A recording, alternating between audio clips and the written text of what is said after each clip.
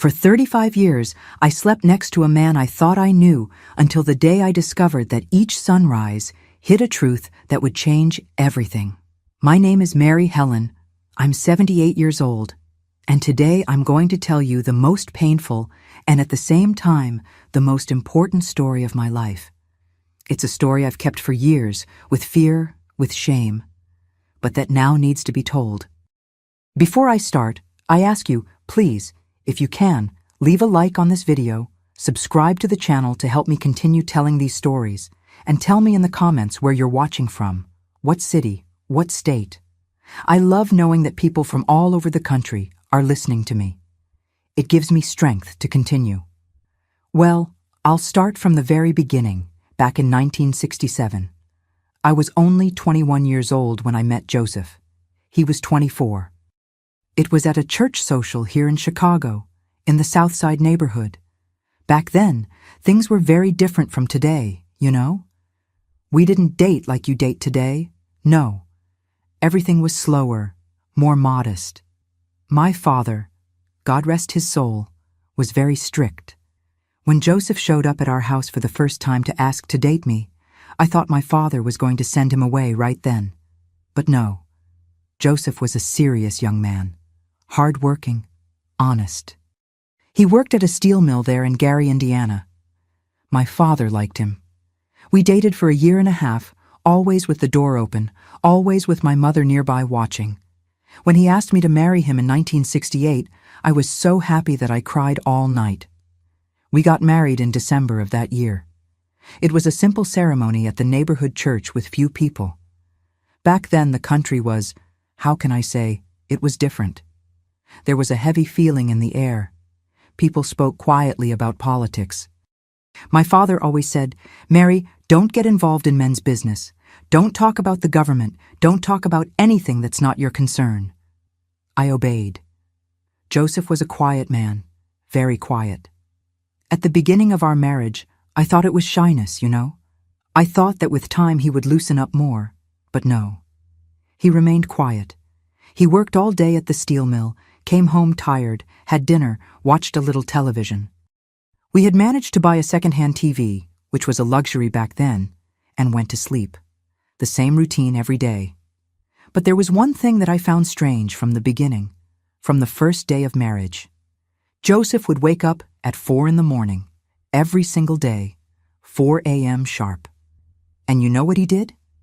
He would get out of bed slowly so as not to wake me, but I always woke up because I'm a light sleeper and go straight to the bathroom. He would lock the door and stay in there for an hour, a whole hour. At first, in the first few weeks, I didn't say anything. I thought it was something with his bowels, those things you don't ask about, right? But then a month went by, 2 months, 6 months, and every day the same thing. 4 in the morning, an hour in the bathroom, always locked. I started to get worried. I thought, my God, is Joseph sick? Does he have some serious problem and doesn't want to tell me? One day, it must have been about 8 months into our marriage, I asked. We were having breakfast, and I gathered courage. "Joseph, are you healthy? I notice that you wake up early every day and spend a long time in the bathroom." He turned red, red as a beet. He looked away, stirred his coffee with the spoon, and said quietly, "It's my bowels, Mary. Since I was a child, I've had this problem. Constipation, then loose bowels. It's an annoying thing, but it's nothing serious, don't worry." And that was it. He changed the subject right away, and I didn't insist. Back then, we didn't insist much, you know. A woman had to respect her husband's space. That's how my mother taught me. The years went by. We had our first son in 1970, John. Then, in 1972, came Anna, 2 beautiful, healthy children who filled our house with joy. Joseph was a present father as much as he could be. He worked hard to support the family. But that routine never changed, never. 4 in the morning, bathroom, 1 hour, door locked. I tried to get used to it, I really tried. I told myself, "Mary, this is silly. The man has bowel problems, stop obsessing." But there are things that you try to push to the back of your mind, and they don't go away, you know? They stay there bothering you, growing, becoming a ball of anguish. What bothered me wasn't just the fact that he woke up early and went to the bathroom. It was the way. He went slowly, silently, as if he didn't want anyone to notice. And when I woke up, because I always woke up with the sound of the bed creaking when he got up, I would lie there, in the dark, listening. And you know what I heard? They weren't normal bathroom sounds from someone with bowel problems. I heard water running quietly, then silence. Then some strange noises, as if he were handling things, opening and closing something. From time to time, very rarely, I heard what seemed to be a muffled moan, a deep sigh. I didn't know. I couldn't understand. Once, this must have been about 10 years into our marriage, around 1978, I talked to my mother. We were at her house having coffee, and I vented. "Mom, Joseph has a strange habit. Every day he wakes up at 4 in the morning and spends an hour locked in the bathroom. Every day, Mom. It's been 10 years of this." My mother looked at me with that face of someone about to give a sermon and said, "Mary Helen, you have your head full of nonsense. The man works like a dog to support you and the kids. If he wants to spend an hour in the bathroom, leave the man alone. That's his business. You should be grateful to have a hard-working and honest husband. Stop looking for problems where there aren't any." And that was it. I even felt bad for having said anything. I thought I really was being an annoying wife, one of those who complain about everything. So I shut my mouth and tried not to think about it anymore. But I couldn't, people, I couldn't, because as the years went by, I noticed other things. Joseph always wore long-sleeved shirts. Always. It didn't matter if it was 100 degrees in the Chicago summer, long-sleeved shirt. When I asked, he said it was because at the steel mill it was dangerous, sparks could fly, those things. It made sense. So I didn't question it, but there was more. He never ever took his shirt off in front of anyone, not even in front of me, his wife. When we had marital intimacy, you know, he always turned off the light, always in the dark, and if I tried to turn it on, he got nervous. He said he preferred it that way, that it was more romantic. At first I even thought it was sweet, but then it got weird, and there was something else I noticed. Sometimes, when he was sitting on the couch watching television, he would grimace in pain and put his hand on his back or on the side of his body. When I asked if he was okay, he said it was fatigue from work, from the weight he carried. "Steel mill work is heavy, Mary. It's normal to hurt." And I believed him. The years kept passing. 1980, 1985, 1990. Life went on. The kids grew up, went to school. John even started working young to help at home. We lived tight financially, but happy, or at least I thought we were happy. Joseph continued being a man of few words, but he was affectionate in his own way. He brought his paycheck home every month. He didn't drink, didn't go to bars, didn't give reasons for jealousy. He was a good husband by the standards we knew. But that 4 a.m. thing, that never stopped, never. And as I got older, it consumed me from the inside. It started to become an obsession. I would look at the clock at night, before going to sleep and think, in a few hours he's going to wake up again, go to the bathroom again, and I'm going to continue not knowing what's happening. I started having bad thoughts, thoughts that made me ashamed of myself. Was he using drugs? But no, that didn't make sense. Joseph was too serious. Did he have some serious illness and was hiding it from me so as not to worry me? Was he, God forgive me for thinking this, did he have another woman and was writing letters to her in the bathroom at dawn? That last thought drove me crazy. I know it seems absurd, but when you live with a mystery for decades, your mind starts creating the craziest stories. I started noticing everything.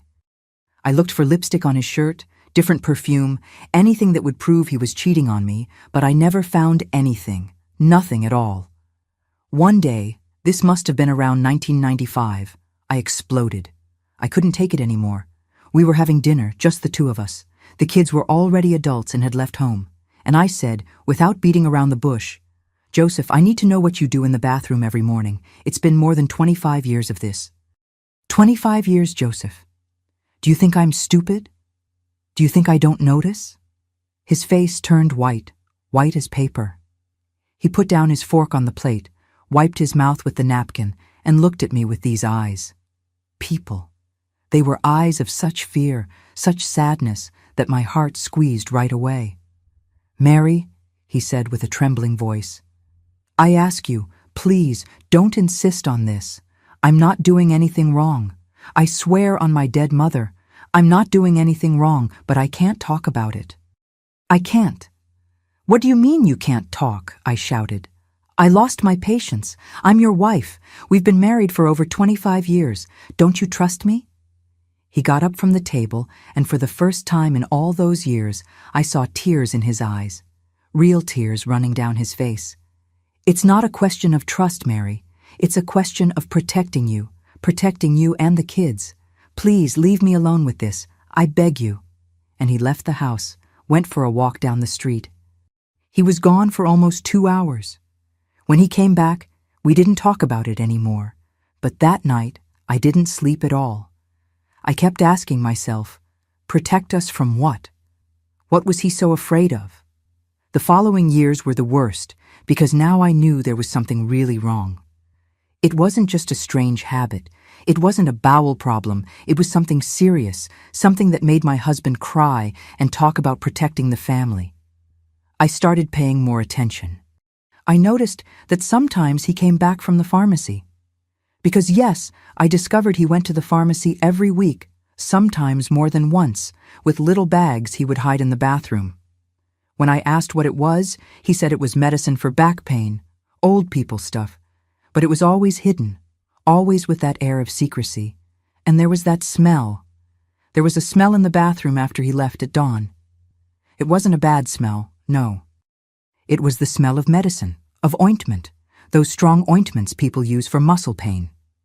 But why use ointment in secret? Why wake up at 4 a.m. for that? The year 2000 came, turn of the century. I was already 54 years old. Joseph was 57. We had grandchildren, a life built. But that mystery continued there between us, like an invisible wall separating us. It was on a day in March 2003, 35 years after our marriage, that I finally made the most difficult decision of my life. I was going to discover the truth, whatever it cost. That decision didn't come overnight, you know? It was forming inside me gradually, like a storm that gathers dark clouds in the sky, until there's no other way, the storm is going to break. I spent weeks thinking, planning, feeling like the worst wife in the world for planning to spy on my own husband. But at the same time, I couldn't take it anymore.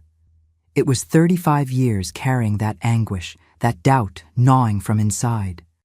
The month of March 2003 was especially hot, that muggy Chicago heat that gives no break even at night. I remember that at that time I had terrible insomnia. I drank chamomile tea, lemon balm tea, those things the neighbor said would help, but nothing worked. I would lie there, looking at the dark ceiling of the bedroom, listening to the sound of cars outside and counting the minutes until 4 a.m, because I knew that when it was 4 o'clock, Joseph was going to get up. Like a Swiss watch, that man never failed. Not even when he had the flu, not even when he was too tired, not on holidays, not on Sundays. Every single day, 4 a.m, he would get up. I started observing more, without him noticing, of course. I noticed that when he got up, he made a strange movement. He would put his hand on his back, as if preparing for something that hurt. Then he would breathe deeply, really deeply, as if gathering courage. And only then would he get out of bed. One night, about 3 days before that fateful day, I pretended to be asleep, but kept one eye half open, just watching. I saw when he went to the closet. We had an old wooden closet that creaked every time it opened, and took something from inside. It was dark. I couldn't see exactly what it was. It looked like a plastic bag, one of those from the pharmacy. He tucked it under his arm, along with a towel, and went to the bathroom. My heart was racing. I waited about 5 minutes, then got up very slowly. Our house was small, a simple 2-story. The bedroom was upstairs, and the bathroom he used was downstairs near the kitchen. I went down the stairs on tiptoes, praying the steps wouldn't creak. Each step seemed like an eternity. When I got near the bathroom, I stood there in the dark hallway, leaning against the wall, just listening. I heard the faucet opening, then closing. Then a sound of plastic being opened, like medicine packaging or something. Then, silence. A silence that lasted so long that I even thought he had fainted in there. And then I heard. It was quiet, so quiet you could barely hear it. But I heard. It was a moan of pain, real pain, the kind you can't hold back. My whole body froze. I gathered courage, approached the door more, but at that moment, such a great fear hit me that I ran back to the bedroom. I went up the stairs, almost flying. I got under the covers, pretending I was asleep. When he came back, about 40 minutes later, I was trembling. He lay down on the bed very slowly, and I felt the mattress sink with his weight. I heard when he sighed, a long and tired sigh, and I stayed there motionless, with my heart beating so hard that I was sure he was hearing it. The following days were of endless agony. I couldn't look at his face properly. I felt guilty for hiding that I knew, or at least that I suspected, that something was very wrong. At the same time, I felt angry. Angry at him for hiding. Angry at myself for not having the courage to confront. Angry at the whole situation. It was on a Thursday, March 27th, 2003. I remember the exact date because it was my father's birthday, who had died about 5 years earlier. I had spent the previous day organizing things for his birthday in memory, looking at old photos, crying a little. I was emotionally shaken. That night, Joseph and I had dinner in silence. He ate little, said he wasn't very hungry. He complained that his back was hurting more than normal. He took medicine right in front of me, some painkiller we had in the kitchen.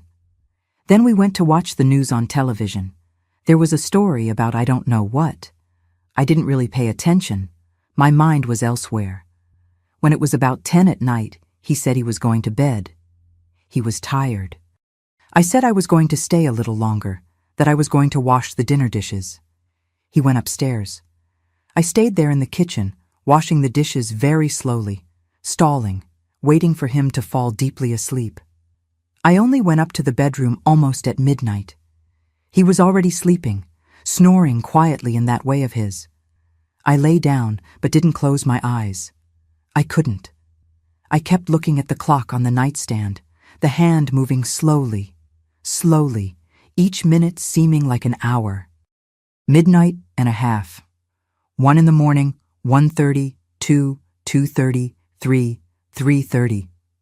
My body was tense, like a violin string. I had already decided. That dawn I was going to see what was happening. I wasn't going to back down anymore. When the clock struck 3:55, I was already completely awake, all senses alert. Joseph moved in bed, made that movement of putting his hand on his back, breathed deeply. I quickly closed my eyes, pretending I was asleep. I felt when he got up, heard his feet on the cold bedroom floor. I heard when he went to the closet. The closet creaked. He took something. He stood there for a few seconds, as if thinking about something or gathering strength. Then he left the bedroom. I heard his steps going down the stairs, one step at a time, very slowly. I waited about 2 minutes. 2 minutes that seemed like 2 hours. My heart was racing, my hands sweating cold. I got out of bed carefully, took my robe that was hanging on the chair, put it on. I went down the stairs like a ghost, stepping only on the edge of each step to not make noise. Downstairs, everything was dark. There was only the weak light from the street lamp coming through the living room window. I went toward the hallway, where the bathroom was. The door was closed, the light on under the crack. I heard the water running. I approached. Each step of mine was calculated. I was so scared that my legs were shaking. I don't even really know what I was afraid of discovering an affair, of discovering a terminal illness, of discovering something that would change my life forever. Maybe I was afraid of all of this together. I got very close to the door. I put my ear to it, trying to hear better. The water had stopped running. Now there was a sound of paper being torn or packaging being opened. Then silence again. Then that moan, that low moan of pain that I had heard days before. It was at that moment that I noticed. The door was old. It had one of those old, big keyholes. The key was always on the outside. I took the key slowly, without making noise, and put it in the pocket of my robe. My heart was beating so hard that I thought I was going to faint right there. I breathed deeply 3 times, trying to calm down, trying to gather courage. I thought, Mary, you've come this far. Don't turn back now. You need to know. You deserve to know. I crouched down slowly. My knees cracked. Old people stuff, right? And I froze with fear that he had heard, but I didn't hear any reaction from inside. I continued descending until I was at the height of the keyhole. I closed one eye, put the other very close to the hole. At first I couldn't see anything right, just some blurry shapes. I blinked a few times until my vision adjusted. And then I saw. Jesus Christ in heaven. I saw. Joseph was with his back to the door, shirtless, completely shirtless. And what I saw, people, what I saw at that moment was something I never in my life imagined I would see. His back was a destruction, there's no other word, it was a destruction of human flesh. There were scars everywhere, big scars, small ones, some looked old, whitish, others more red, as if they were more recent or had never healed properly. There were round marks that looked like burns, several, one next to the other, going down his spine. I put my hand to my mouth to not scream. Tears started running down my face without me even noticing. I kept looking. I couldn't look away, even wanting to. He took a gauze, those from the pharmacy, and started cleaning one of the wounds that was still open on the right side, near the ribs. When the gauze touched the wound, he curled up all in pain, bit the towel that was in his other hand to not make noise. That broke my heart into 1,000 pieces. Then he took a bottle of a liquid, it seemed to be that red mercurochrome that stings terribly, and started putting it on the wounds with a cotton ball. I saw when his face contorted in pain. I saw the tears running down his face, and he was in silence. In absolute silence, enduring all that pain alone, without making noise, without asking for help. He turned a little to the side, and that's when I saw the rest. His left arm had marks, too. His shoulder. When he raised his arm to reach a wound on his back, I saw there were scars under his arm, too. And on the side of his body, there was a purple mark, dark, as if they were broken ribs that hadn't healed properly. He took an ointment, one of those thick and smelly ointments for burns, and started putting it on the older scars, making slow circular movements. With each touch of his own skin, he grimaced. It was when he went to get something that was on the sink that he turned more to the front, and I could see his chest. The chest also had marks, not as many as the back, but it had.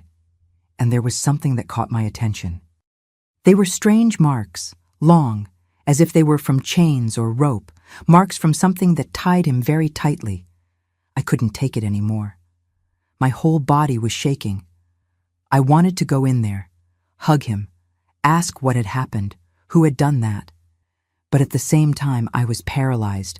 I couldn't move. I couldn't process what I was seeing. He took the shirt that was hanging on the hook behind the door and started putting it on slowly, carefully, as if each movement hurt. When the shirt covered that destroyed body, he stood there in front of the sink mirror, just looking at his own reflection. And you know what destroyed me even more? It was seeing the expression on his face.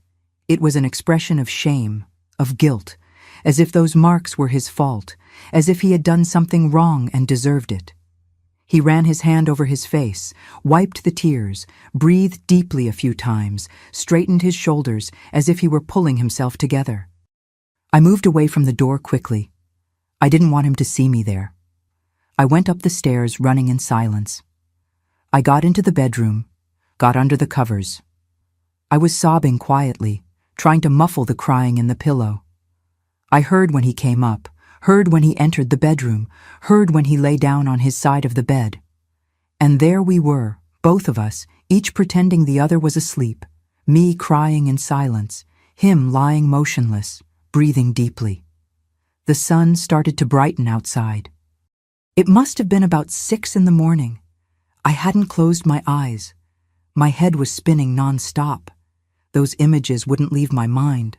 The scars, the burns, the rope marks, the pain on his face, the shame. And then everything started to make sense. The long-sleeved shirt always, his way of not taking off his clothes in front of anyone, the grimaces of pain when he moved, the hidden medicines, the constant sadness he carried in his eyes even when he was smiling. But what didn't make sense was who had done that, when, why, and why he hid it from me, why he carried it alone during all those years. I got out of bed when I heard him getting up. He went to the bathroom again, the upstairs one this time, just to do the usual. I went down to the kitchen, prepared coffee. My hands were shaking so much that I almost dropped the pot of hot coffee. When he came down, already dressed for work with that checkered long-sleeved shirt he always wore, I had my back turned, stirring something on the stove. I couldn't look at him. Not at that moment. I was afraid he would see in my face that I knew. "Good morning," he said with that tired voice of his. "Good morning," I answered, still with my back turned. "Coffee is ready." He sat at the table. I served the coffee, bread with butter, as I did every day. I sat on the other side of the table, but didn't eat anything. I just kept stirring the coffee with the spoon, looking at the cup. "Are you okay, Mary?" he asked. I raised my eyes to him, looked right in his eyes, and what I saw there was fear. Fear that I knew. Fear that I had discovered. "I am," I lied. "I just slept badly. I had a nightmare." He nodded, relieved, and went back to eating the bread. He finished his coffee, took the lunchbox I had prepared the night before, gave me a kiss on the forehead, as he did every day, and left for work. When the door closed, I collapsed, sat on the kitchen floor, and cried. I cried everything I had held during the dawn. I cried for his pain, for the secret he carried, for all those years of silent suffering, and I cried because I knew that now I had an impossible choice ahead. Did I pretend I didn't know anything and continue living that lie, or did I confront him and risk destroying everything? Those days, after that dawn, were the most difficult of my entire life. I woke up every day with that image engraved in my head. The scars, the burns, the pain on his face. I couldn't forget even for a second. It was as if someone had put a movie in my head that kept playing non-stop without me being able to turn it off. The worst of all was having to pretend that everything was normal, pretend that I didn't know anything. Every time Joseph came home from work, I had to smile, ask how his day was, serve dinner, talk about trivial things. And inside, I was falling apart. Every time I looked at him, all I saw was that destroyed body, those marks of suffering. I started noticing things I didn't pay so much attention to before, the way he moved. There were days he was slower, more careful. I noticed that when it rained, he got worse, complained more about pain, took more medicine. It must be because old scars hurt when the weather changes, right?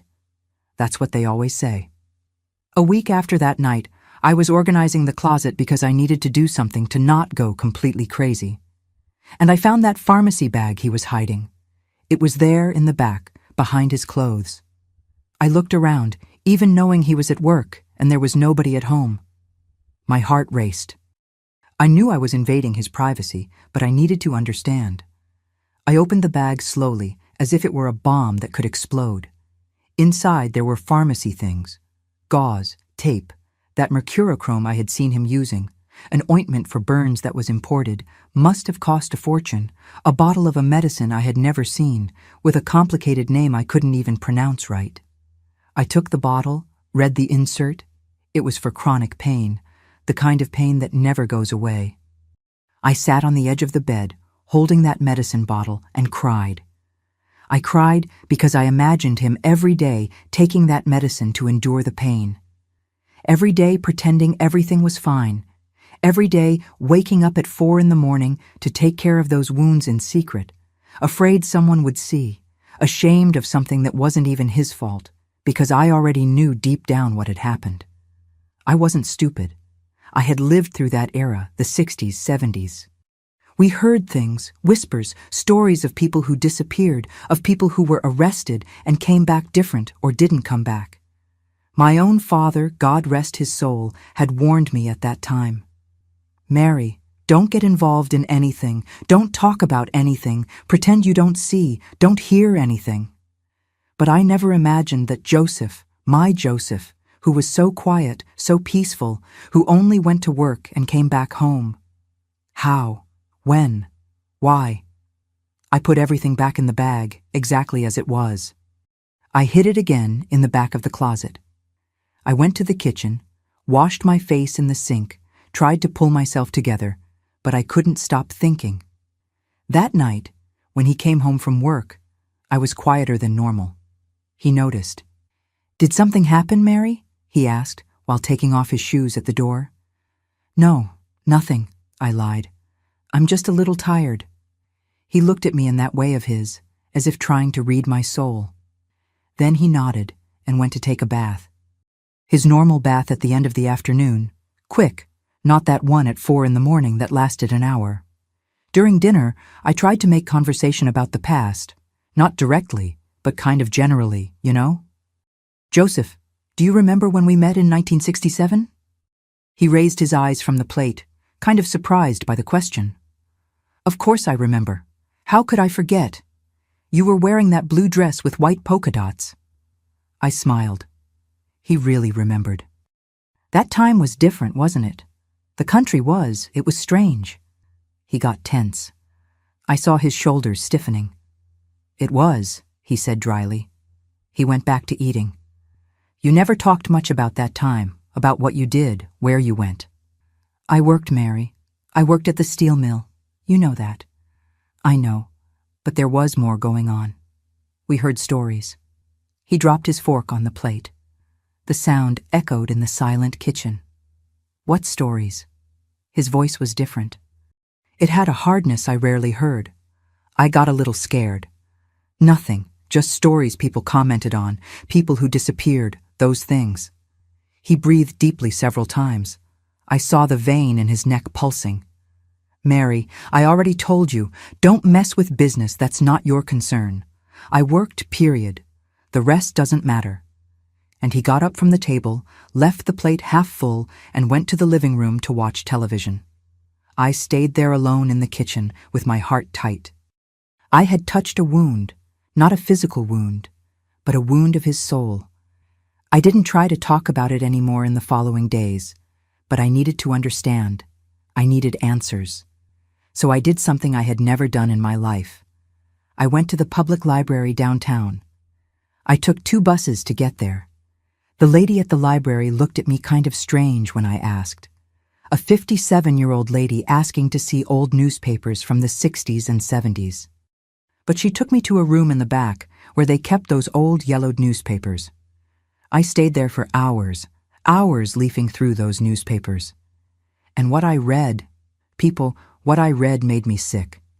There were stories about people arrested, about torture, about disappeared people. Of course, the newspapers of the time didn't speak openly. Everything was kind of hidden between the lines, but whoever wanted to understand, understood. I read about FBI operations, about the places where they took people, about the methods they used. Electric shock, waterboarding, beatings, burns, my God in heaven, burns with cigarettes, with hot iron. I had to get out of there running. I went to the library bathroom and threw up. I stayed there clinging to the bathroom sink, shaking, imagining my Joseph going through that. My Joseph, who wouldn't hurt a fly, being burned, being tortured. I went back home on the bus without even seeing the landscape passing by the window. I got home before him. I sat on the living room couch and stayed there motionless, looking at nothing. When he arrived, I could barely greet him properly. "Did you go to the doctor?" he asked, worried. "You look terrible." "No, I just think I ate something that made me sick." He insisted I lie down, brought tea, kept caressing my head, and that broke me even more, because there he was taking care of me, worried about me, being this good man he always was. And me knowing he was suffering alone for decades, and I couldn't do anything, because he wouldn't let me. A few more days passed. I had stopped sleeping properly. I took medicine for anxiety that the doctor had prescribed a long time ago and I had never used. I lost weight. Joseph noticed, got even more worried. "Mary, you need to go to a real doctor. You're getting sick." "I'm fine," I insisted. But I wasn't. I was far from being fine. It was on a Saturday afternoon. We were at home, he was fixing something in the backyard. I was in the kitchen preparing lunch. Suddenly, I heard a loud noise, a moan, and then silence. I dropped everything and ran to the backyard. Joseph was on the ground, holding his back, his face contorted in pain. "Joseph!" I screamed, crouching beside him. What happened? I slipped, fell badly. Oh, Mary, my spine. He was sweating cold. The pain must have been terrible. I tried to help him get up, but he moaned even louder. "No, wait a little." I stayed there, crouched beside him, holding his hand, not knowing what to do. After a few minutes, he managed to sit leaning against the wall, but I saw when he put his hand on his back in a specific place and grimaced even worse. "Let me see," I said, and before he could stop me, I lifted his shirt from behind. He tried to push me, but was too weak from pain, and I saw again. In daylight this time, the scars, the marks. One of them had opened with the fall. It was bleeding. "Joseph," I whispered with a broken voice. He looked at me, and in that look there was everything. There was fear, there was shame, there was despair. There were 35 years of secret wanting to explode out. "Mary, He started, but couldn't continue. Tears started to fall. I hugged him from behind carefully not to hurt more. I put my face on his back, on that destroyed back, and cried together. "I know," I said quietly. "I know, my love. I saw." He became rigid in my arms. "You saw?" "I saw. That dawn, almost 2 weeks ago, I looked through the keyhole. Forgive me. Forgive me for invading like that, but I couldn't take not knowing anymore." We stayed there, both of us on the backyard floor, hugging, crying. I don't know how much time passed. It could be minutes, it could be hours. Time had stopped. He was the one who pulled away first. He wiped his face with his hand, tried to pull himself together. "Help me get in," he asked. I helped him get up slowly. He was limping, his spine locked. We went inside the house, to the bedroom. He lay face down on the bed, moaning in pain. "I'll get ice," I said. "No, stay here, please." I sat on the edge of the bed beside him. I put my hand in his hair, caressing. "Are you going to tell me?" I asked quietly. He was silent for so long that I thought he had fallen asleep. But then he spoke. "I'm afraid." "Afraid of what?" "Afraid you'll see me differently after. Afraid you'll be disgusted with me. Afraid of you." "Joseph," I interrupted with a firm voice, "we've been married for 35 years. 35 years? Do you think anything you tell me is going to change what I feel for you?" "It can change," he said. "Because you'll know that the man you married, that this man isn't strong, isn't brave, is a coward who broke, who begged, who—" His voice was lost in a choked cry. "Stop!" I said, lying beside him. "Stop it! You're the strongest man I know. You woke up every day for 35 years at 4 in the morning to take care of wounds that never healed. You worked all these years carrying pain. You built a family, raised 2 children, always giving your best. How is that not being strong?" "You don't understand," he murmured. "Then make me understand. Tell me what happened." He turned his face to me, eyes red and swollen from crying so much. And I saw at that moment something I had never seen before. I saw young Joseph, the guy in his early 20s I met. I saw the fear he must have felt.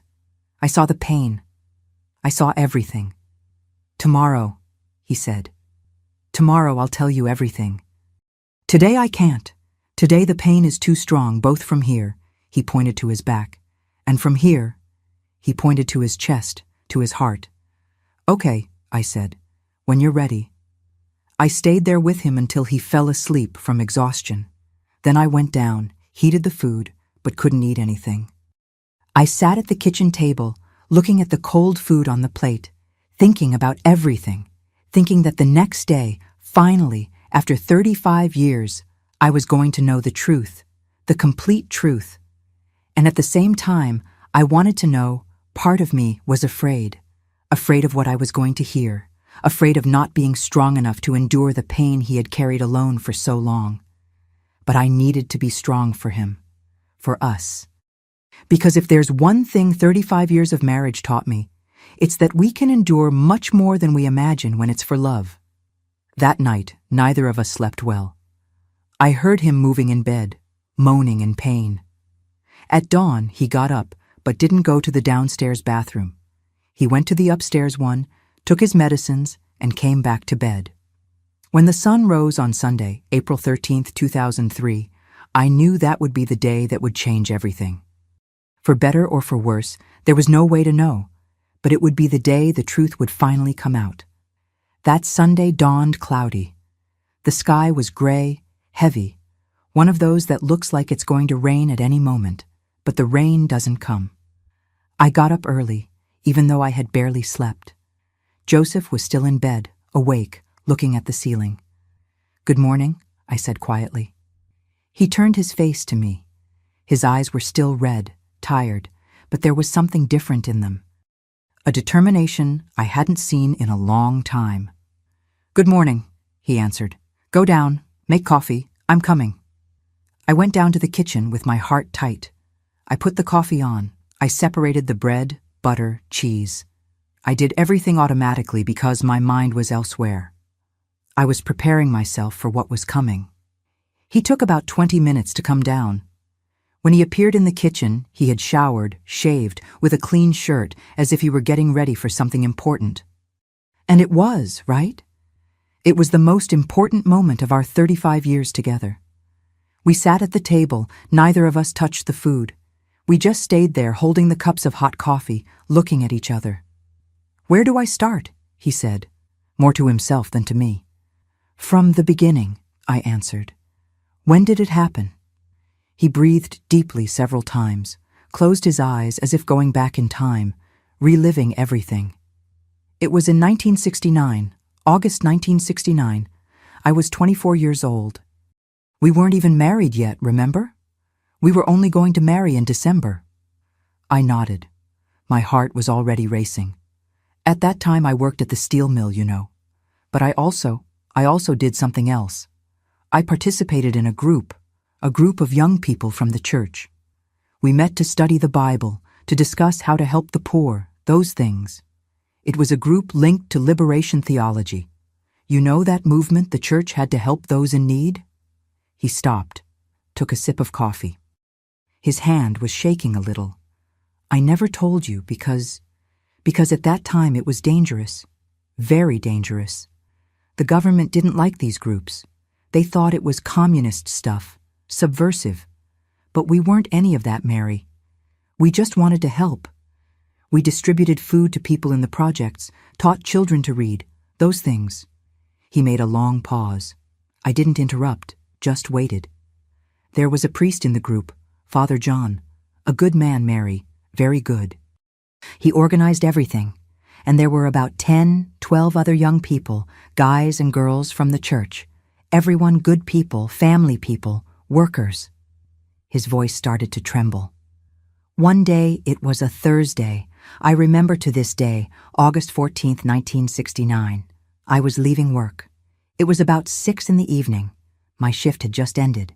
I was walking down the street, going to catch the bus when a car pulled up beside me, a black sedan. 2 men in suits got out. They grabbed me, one on each side, and threw me inside the car. I put my hand to my mouth. Even knowing that this had happened more than 30 years ago, my body reacted as if it were happening at that moment. I tried to scream, tried to break free, but it was impossible.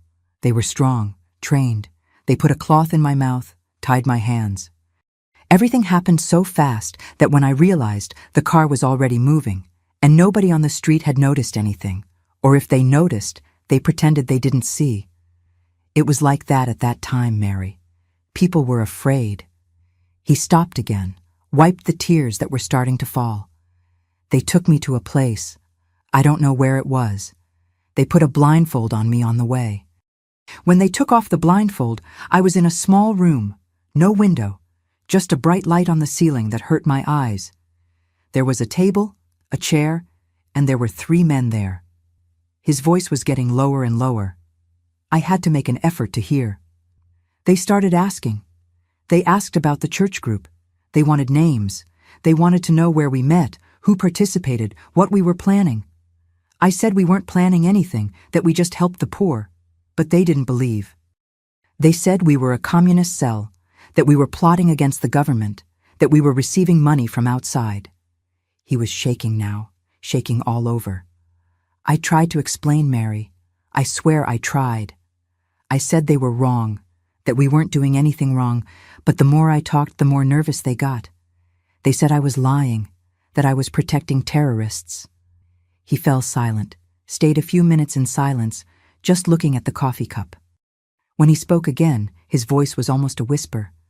Then they started with their methods to make me talk, to make me confess things I hadn't done. I couldn't take it. I got up from the chair, went around the table and hugged him from behind. I felt him stiffen in my hug, but I didn't let go. "You don't need to tell the details," I said in his ear. "You don't need to relive this." "I need to," he said, his voice suddenly firm. "I need to because if I don't tell now, I'll never be able to, and you deserve to know. You deserve to know who you lived with all these years." I went back to my chair, took his hand across the table. He squeezed my hand hard. It was 4 days in that place. They beat me, drowned me in a basin of water, hung me up. You know what that is? I nodded yes. I had read about it in the old newspapers at the library, but reading and hearing from my husband was completely different. And there was the electric shock. They put those wires, put them in various parts of the body and... His voice was lost. He was sobbing now. And the burns, with cigarettes, with hot iron. They said if I didn't talk, they would make it worse. They would kill me. They would get you, too. My blood froze. That's when I started making things up. To protect you, Mary. To protect the group. I gave false names, false addresses. I made up meetings that never existed. I said everything they wanted to hear, but nothing was true. He looked at me with so much pain in his eyes that I almost couldn't take it. I broke, Mary. I couldn't take it. I wasn't strong enough. I begged them to stop. I cried. I screamed. Stop, I said firmly, squeezing his hand more.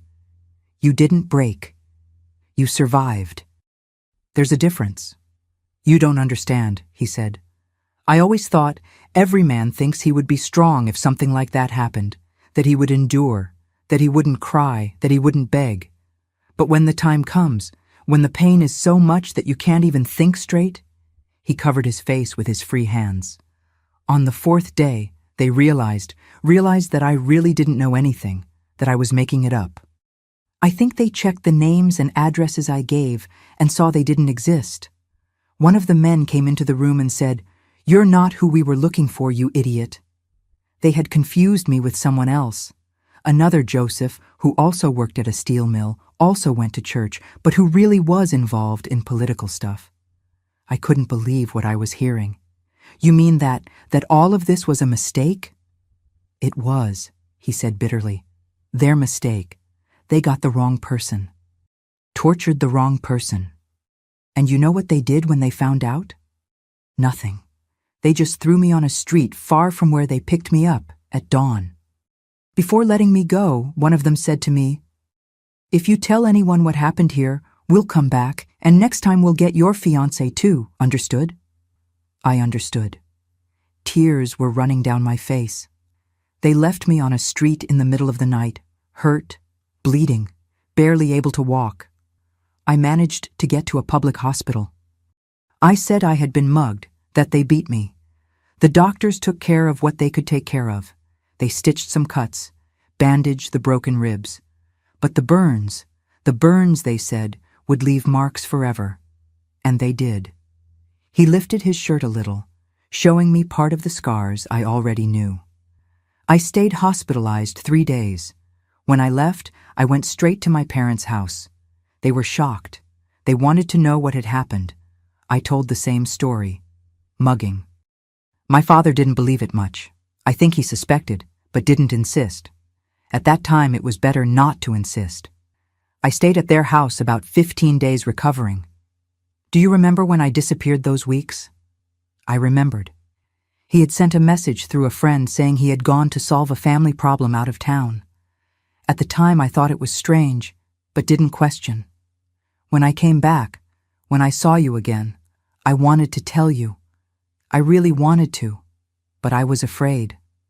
Afraid they would carry out the threat, afraid they would get you too. So I kept quiet. I pretended everything was fine. We got married in December as planned. We built our life, had our children, and I never told. He breathed deeply. But the marks never healed properly, Mary. Some got infected, others stayed open. Even today, after more than 30 years, there are days they bleed. There are days the pain is so strong I can't move properly. That's why I woke up at 4 in the morning, to take care of them alone, to clean, to put medicine, so nobody would see, so nobody would ask. He looked at me with those tired, suffering eyes. And there was the shame, Mary, the shame of having broken, of having cried, of having begged. What kind of man does that? What kind of man am I? I couldn't take it anymore. I got up from the chair, pulled him to stand up too, and hugged. I hugged with all the strength I had. You're the kind of man who survived, I said in his ear. You're the kind of man who endured 35 years of pain in silence to protect his family. You're the kind of man who woke up every day at 4 in the morning to take care of wounds that weren't your fault. You're the bravest man I know. He collapsed in my arms, really collapsed, his whole body shaking from crying so much. We went to the floor right there in the kitchen and stayed hugging, both crying, both feeling the weight of those 35 years of secret finally being released. I don't know how long we stayed there. The coffee got cold, the day brightened outside, and we continued there on the kitchen floor, hugging. When we finally got up, it was almost noon. I prepared a light lunch. Neither of us was very hungry, but we needed to eat something. While I cooked, he sat at the table, looking at his own hands. There's one more thing, he said suddenly. I stopped stirring the pot and looked at him. The church group. After they released me, I found out they got other people too. They got Father John, they got 3 guys from the group. One of them never came back. The others came back, but came back different, destroyed. He wiped his eyes. The group ended. Everyone was afraid. The church closed its doors to that kind of work. And I felt guilty. Guilty because maybe it was because of me. Maybe in the middle of the things I made up under torture came out something that led them to the real group. Joseph, you can't blame yourself for that, I said, going to him. You were being tortured. You had no control over anything. I know, he said. My head knows, but my heart carries that guilt every day. I sat on his lap carefully not to hurt his back. I took his face in my hands. Look at me, I said. He looked. Nothing that happened was your fault. Nothing. You were a victim, you and all those people. And for 35 years you carried this alone. But you won't carry it alone anymore. From today, we carry it together. Understood? He nodded, yes, tears falling again. We spent the rest of that Sunday talking. He told me more details, not of the bad moments. Those he didn't want to relive in detail, but of after. He told me how difficult it was to return to normal life, how he had nightmares every night, how any loud noise made him jump, how he had developed the habit of waking up early because he couldn't sleep through the night without having nightmares. Over time, it got better, he said. The nightmares decreased, the startle at noises passed, but the wounds, the physical wounds, never healed properly. And the wounds of the soul, those didn't either. That night when we went to bed, he told me, "I'm not going to hide anymore. Tomorrow, when I go to take care of the wounds, I'll leave the door open. You can come in if you want. You can help me."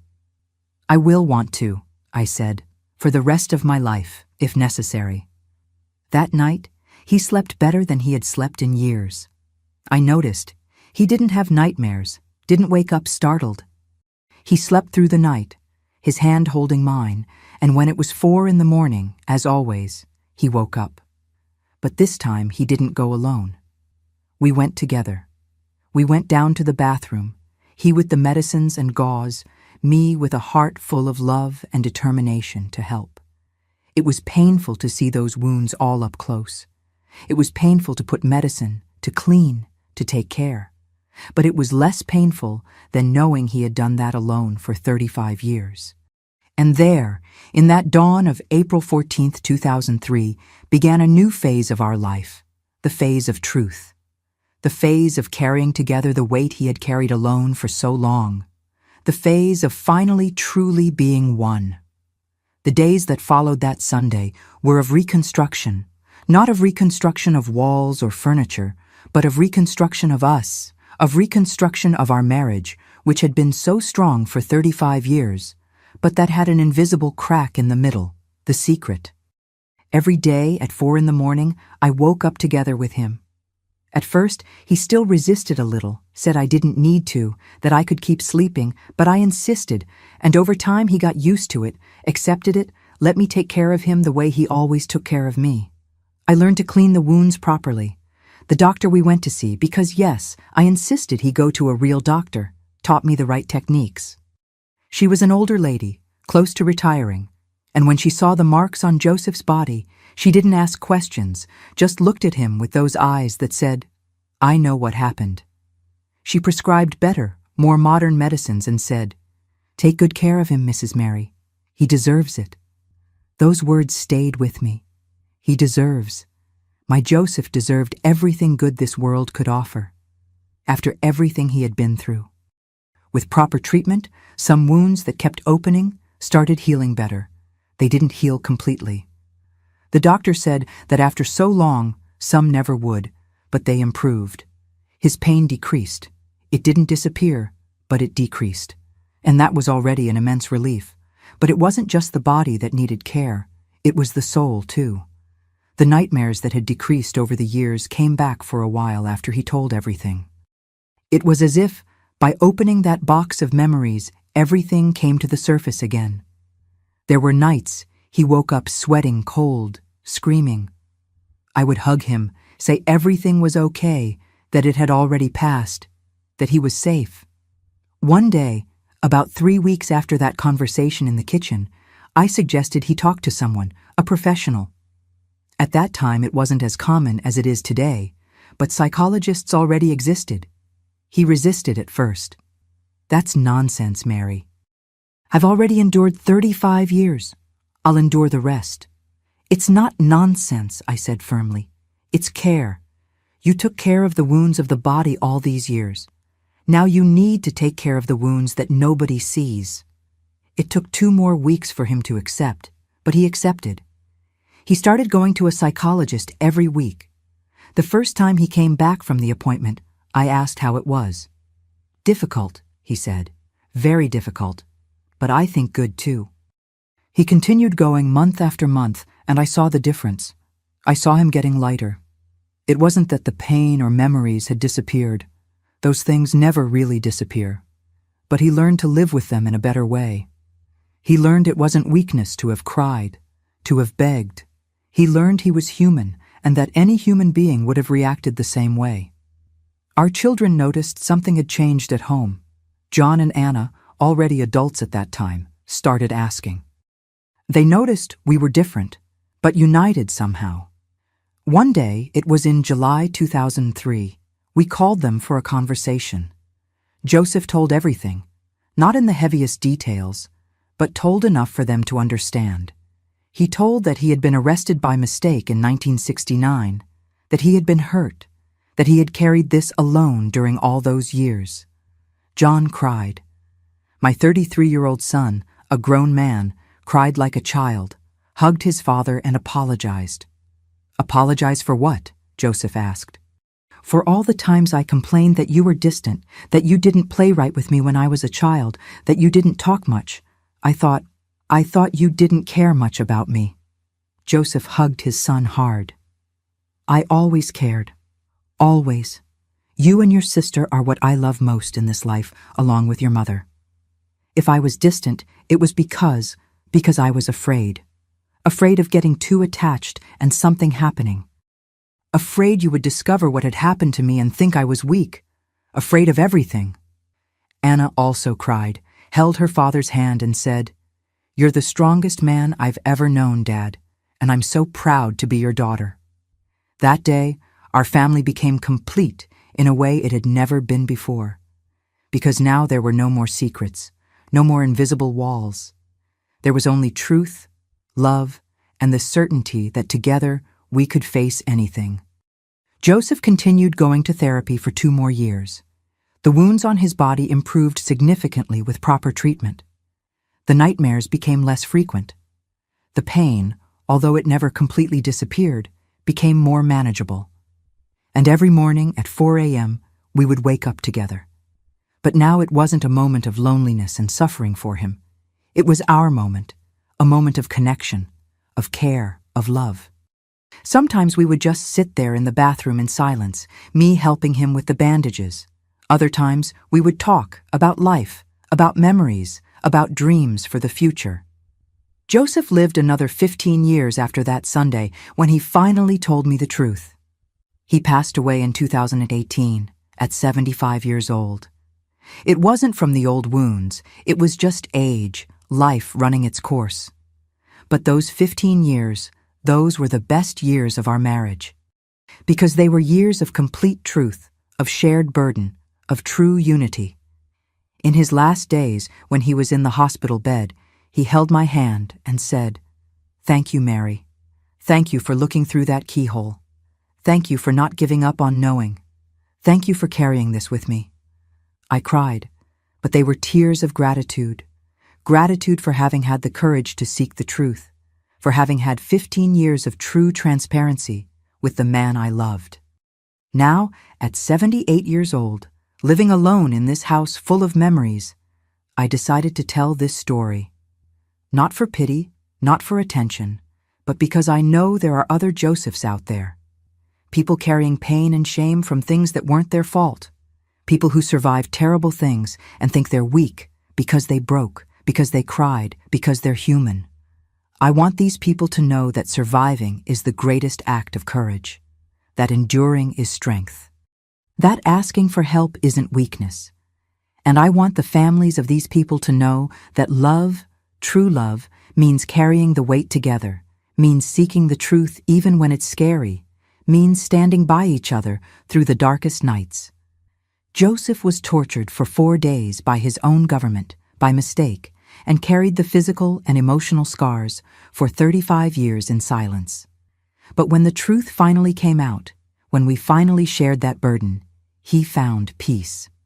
Not complete peace, because some wounds never fully heal, but enough peace to live his remaining years with dignity, with love, and without shame. That's what I want to leave with you today. If you know someone who's carrying something heavy, be patient, be loving. Create a safe space for them to share when they're ready. And if you're the one carrying something, know that you don't have to carry it alone. There are people who love you, who will stand by you, who will help you carry that weight. Thank you for listening to my story.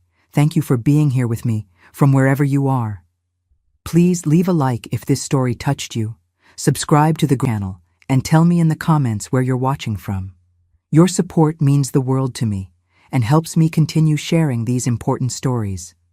Until next time, take care of yourselves and take care of each other.